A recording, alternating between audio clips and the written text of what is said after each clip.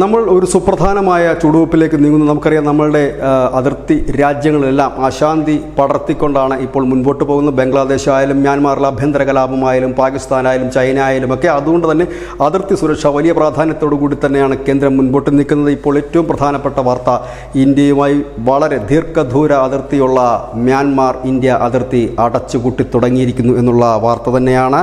മണിപ്പൂരിൽ ഈ അടുത്ത കാലത്ത് നടന്ന സംഘർഷം, 18 മാസമായി നടക്കുന്ന സംഘർഷം, അനവധി പേരുടെ മരണത്തിനിടയാക്കിയ സംഘർഷം, അതിനൊരു പ്രധാന കാരണം മണിപ്പൂരും മ്യാൻമാറുമായി തുറന്നു കിടക്കുന്ന അതിർത്തിയാണ്. ആ അതിർത്തിയിലെ 30 കിലോമീറ്റർ അതിർത്തി പ്രദേശം വേലി ഉപയോഗിച്ച് അടച്ചു കഴിഞ്ഞതായി ആഭ്യന്തരമന്ത്രി അമിത്ഷാ പറഞ്ഞിരിക്കുന്നു. 1500 കിലോമീറ്റർ ദൈർഘ്യമുള്ളതാണ് മണിപ്പൂരും മ്യാൻമാറും തമ്മിലുള്ള അതിർത്തി.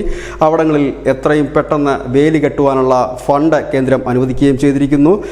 നേരത്തെ ഈ മ്യാൻമാറിലുള്ളവർക്കും ഇന്ത്യയിൽ നിന്ന് മ്യാൻമാറിൽ പോകുന്നവർക്കുമൊന്നും ഈ വിസ ആവശ്യമില്ലായിരുന്നു. പക്ഷേ ഇപ്പോൾ മ്യാൻമാറിൽ നിന്ന് ഇന്ത്യയിലേക്ക് വരണമെങ്കിൽ വിസ വേണമെന്നുകൂടി ആഭ്യന്തര മന്ത്രാലയം അറിയിക്കുന്നു. ഏതായാലും വേലി കെട്ടുന്നതിനെതിരെ മ്യാൻമാർ രംഗത്ത് വന്നിട്ടുണ്ട്.